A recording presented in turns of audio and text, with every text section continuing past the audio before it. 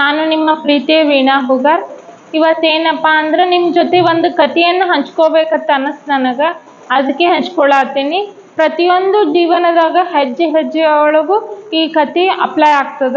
ಏನಪ್ಪ ಅಂದ್ರೆ ಒಬ್ಬ ರಾಜ ಇದ್ನಂತ. ಅವ ದೊಡ್ಡ ಶಿವಭಕ್ತ, ಹೌದಾ. ಅವಂಗ ಏನಪ್ಪ ಅಂದ್ರೆ ದೇವರು ಅವನ ಪೂಜೆ ಫಲ ಕೊಡಬೇಕು ಅಂತ ಹೇಳಿ ಒಂದು ದಿವ್ಸ ಪ್ರತ್ಯಕ್ಷ ಆಗ್ತಾನೆ. ಪ್ರತ್ಯಕ್ಷ ಆದ ತಕ್ಷಣ ಅವ ಏನು ಬೇಡ್ತಾನಂದ್ರೆ, ದೇವ್ರೆ ನೀ ಎಲ್ಲರಿಗೆ ನನ್ನ ರಾಜ್ಯದಾಗ ಯಾರ್ಯಾರು ಜನ ಅದಾರಲ್ಲ, ಸಾಮಾನ್ಯರಿಗೂ ನೀ ಏನಾಗಬೇಕು, ನಿನ್ನ ದರ್ಶನ ಕೊಡಬೇಕು ಅಂತ ಹೇಳಿ ಅವನ ಅಪೇಕ್ಷೆ ಆಗಿತ್ತತ್ ರಾಜಂದು. ಅವ ದೇವ್ರನ್ನತ್ತ ಎಷ್ಟು ಮೂರ್ಖದ ನಿಮ್ಮ, ಬಟ್ ರಾಜನ ಮನಸ್ಸು ವಹಿಸ್ಬಾರ್ದಲ್ಲ, ಯಾಕಂದ್ರೆ ಅವ ಭಾರಿ ಇವನು ಮೇಲೆ ಭಕ್ತಿಯಿಂದ ಪೂಜೆ ಮಾಡೋಣ. ಆಯ್ತು ತಥಾಸ್ತು ಅಂತಾನತ್ತ. ತಥಾಸ್ತು ಅಂದ ತಕ್ಷಣ ಏನಪ್ಪಾ ಅಂದ್ರ ಕರ್ಕೊಂಬ ಅಂತ ಎಲ್ಲ ಸಭಿಕರಿಗೆ ಊರಾಗ ಎಲ್ಲಾರಿಗೆ ಏನ್ ಮಾಡ್ತಾರಂದ್ರ ತಮ್ಮ ಸುದ್ದಿಯನ್ನು ಮುಟ್ಟಿಸ್ತಾರ. ರಾಜನ ಆಜ್ಞೆ ಅದ, ಬಿಡಂಗಿಲ್ಲ, ಎಲ್ಲರೂ ಏನ್ ಮಾಡ್ಬೇಕು, ಬರ್ಬೇಕು. ಈ ಹಿಮಾಲಯ ಪರ್ವತ ಇರ್ತದ, ಅಲ್ಲಿ ಎಲ್ಲ ಊಟದ ವ್ಯವಸ್ಥೆ ಎಲ್ಲ ನಿಮಗೆ ಇರಾಕ ಪ್ರತಿಯೊಂದು ವ್ಯವಸ್ಥೆ ಮಾಡ್ಸಿರ್ತಾನ.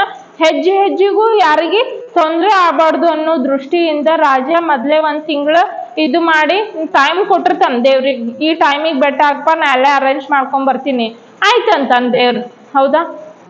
ಆಮೇಲೆ ಎಲ್ಲರೂ ಹೊಂಟಿರ್ತಾರ. ಹೋಗೋ ಮುಂದ ಏನಪ್ಪಾ ಅಂದ್ರೆ ಏನಪ್ಪಾ ಅಂದ್ರೆ ಮದ್ದಳೆ, ಆಮೇಲೆ ಸಂಗೀತ ವಾದ್ಯಗಳು ಪ್ರತಿಯೊಂದು ತಗೊಂಡು ಹೊಂಟಿರ್ತಾರ. ಹೋಗೋ ಮುಂದ ಏನಪ್ಪಾ ಅಂದ್ರ ದಾರಿ ಒಳಗ ಮುತ್ತು ರತ್ನ ಹವಳ ಬಿದ್ಬಿಟ್ಟಿರ್ತಾವ, ಹೌದಾ. ಅದ್ರ ಗುಡ್ಡೇನೆ ಅಂದ್ರ ಅದ್ರ ಬೆಟ್ಟನೇ ಅಂತ ಅರ್ಥ. ಬಿದ್ದ ತಕ್ಷಣ ಏನ್ ಮಾಡ್ತಾರ ಜನಸಾಮಾನ್ಯರು, ಏನ್ ಮಾಡ್ತಾರ, ಮುತ್ತು ರತ್ನ ದೇವ್ರನ್ ಬೇಕಂದ್ರೆ ನಾಳೆ ಸಿಗ್ತಾನ, ಬಟ್ ಮುತ್ತು ರತ್ನ ಸಿಗಂಗಿಲ್ಲಲ್ಲ ಅಂತ ಹೇಳಿ ಅನ್ನೋ ಕಾರಣಕ್ಕ ಮುತ್ತು ರತ್ನ ತಗೊಂಡು ಹೋಗ್ಬಿಡ್ತಾರ. ವಾಪಸ್ ಮನೆಗೆ ಹೋಗ್ಬೇಕಲ್ಲ, ಎಷ್ಟು ಸಾಧ್ಯ ಆಗ್ತದ ಅಷ್ಟು ತುಂಬ್ಕೊಂಡು ಹೋಗ್ತಾರ. ಎಲ್ಲೆಲ್ಲಿ ಪ್ಲೇಸ್ ಇರ್ತದಲ್ಲ ಅಲ್ಲೆಲ್ಲ ಬಟ್ಟೆಗಳನ್ನ ತೆಗೆದು ಅದನ್ನೆಲ್ಲ ತುಂಬ್ಕೊಂಡು ಹೋಗ್ತಾರ. ಮುಂದ್ ಹೋಗ್ತಾರ. ಆದ್ರ ಈ ಜನಸಾಮಾನ್ಯರು ಹೋಗ್ತಾರ, ಇನ್ನು ಉಳಿದವ್ರು ಇದ್ರಲ್ಲ, ಹೌದಾ. ಯಾರು ಕೆಲವೊಬ್ರು ಇಲ್ಲ ರಾಜನ ಆಜ್ಞೆನೇ ಮುಖ್ಯ ಅನ್ನೋರು ಮುಂದ್ ಹೋದ್ರು. ಮುಂದ್ ಹೋದ ತಕ್ಷಣ ಬೆಳ್ಳಿ ಕಾಯಿನಿನ ರಾಶಿನೇ ಇತ್ತು.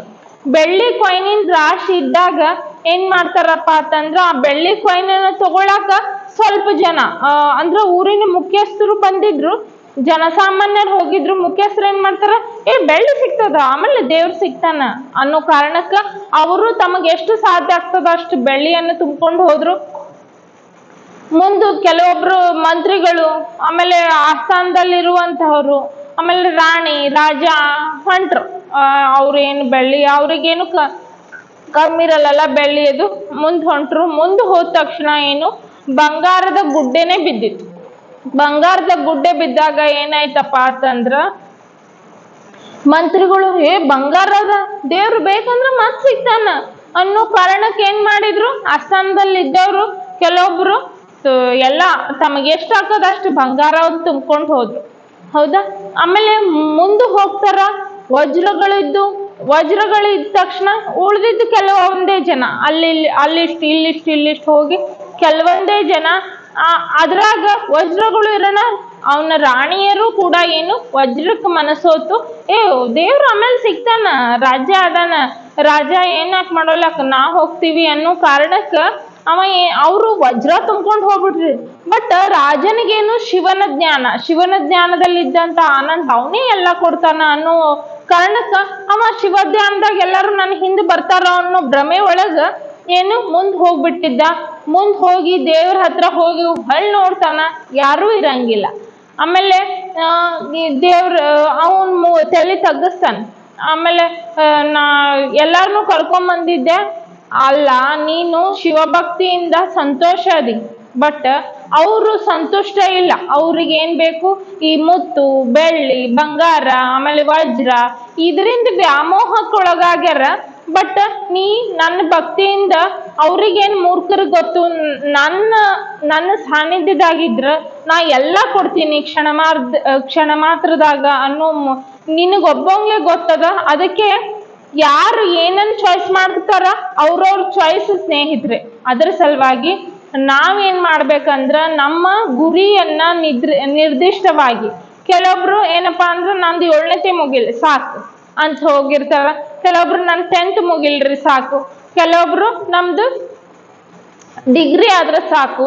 ಆಮೇಲೆ ತಮ್ಮ ಗುರಿಯನ್ನ ಯಾರು ನಿರ್ದಿಷ್ಟವಾಗಿ ಇಟ್ಟಿರ್ತಾರಲ್ಲ ಅವ್ರೇ ಮಾತ್ರ ಹೋಗಕ್ ಸಾಧ್ಯ. ಈ ಸುಮ್ನೆ ಬೇರೆಯವ್ರು ಮಾಡ್ತಾರಂತ ಬಂದಿರ್ತಾರಲ್ಲ ಓದಾಕಾಗ್ಲಿ, ಆಮೇಲೆ ಯಾವುದೇ ಕಾರ್ಯದಾಗ ಸಫಲ ಆಗ್ತೀನಿ, ಜೀವನದ ಪ್ರತಿಯೊಂದು ಕಾರ್ಯಕ್ಕೂ ಅಪ್ಲೈ ಆಗ್ತದೆ ಇದು, ಹೌದಾ? ಅದಕ್ಕ ಕಾರಣ ಏನಪ್ಪಾ ಅಂತಂದ್ರ ಪ್ರತಿಯೊಬ್ರು ತಮ್ಮ ಗುರಿಯಲ್ಲಿ ನಿಷ್ಠೆ ಯಾರು ಇರ್ತಾರಲ್ಲ, ಪ್ರಾಮಾಣಿಕತೆಯಿಂದ ಯಾರು ಕೆಲಸ ಮಾಡ್ತಾರಲ್ಲ ಅವ್ರಿಗೆ ಮಾತ್ರ ಸಿಗಕ್ ಸಾಧ್ಯ. Thank you.